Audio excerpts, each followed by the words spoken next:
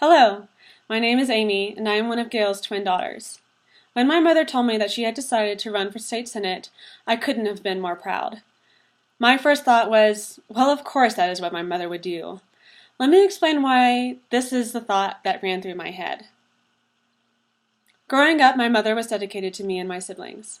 After school, there was always a snack made with her loving hands, and she would be so genuine in wanting to know how our day was and what we learned in school.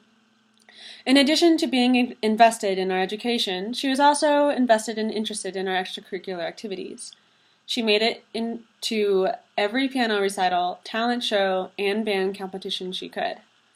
And so, when she saw that her children had a love for soccer, she decided to find ways that she could get involved and support not only us, but Murfreesboro Soccer Club, and soon became one of the board members.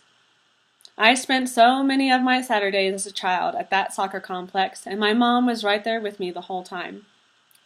I remember her recruiting me to help out at the concession stand on several occasions, and then encouraged my interest in becoming a ref as well as a coach for the younger programs.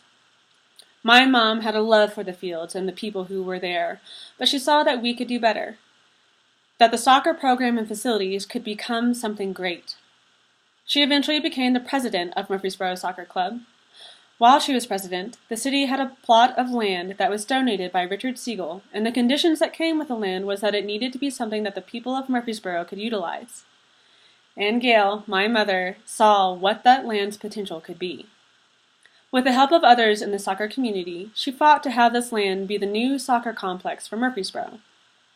After many discussions, debates, and several town meetings, my mom was able to see the Siegel Soccer Complex and Community Park come to fruition. I remember being there at the groundbreaking ceremony and how excited and proud my mom was. We would drive out there to see the progress in the development of the fields. She'd point to a pile of dirt, bricks, and cement bags and enthusiastically describe to me how that would be one of the concession stands. One day we drove by and saw the grass being laid down on all the fields, and we hooted and hollered in the car. My mother's excitement didn't come from looking forward to playing on those fields herself. My mother was not a soccer player. She was overjoyed because these fields were for her children to play on, her friends' children. It was for the people of Murfreesboro to enjoy. She wanted to give back to her community, and she was able to accomplish this with flying colors. Since the development of this park, Murfreesboro has hosted several major statewide events, creating an opportunity for fellow Tennesseans to experience what Murfreesboro has to offer. My mother was able to make this happen due to her passion and drive. She wanted to give back to her community and make it better.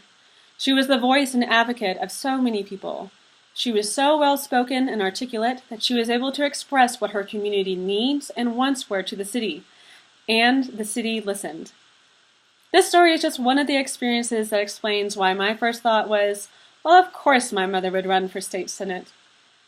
If she can accomplish something like having a multi-million-dollar soccer complex and community park be developed and brought to her town, imagine what she could do for you as your representative in the state senate. Gayle is a wonderful listener, and she is not a person to sit idly. She is a woman of action and wants to help make Tennessee better. Let Gayle be your advocate for what you would like to see happen in Tennessee.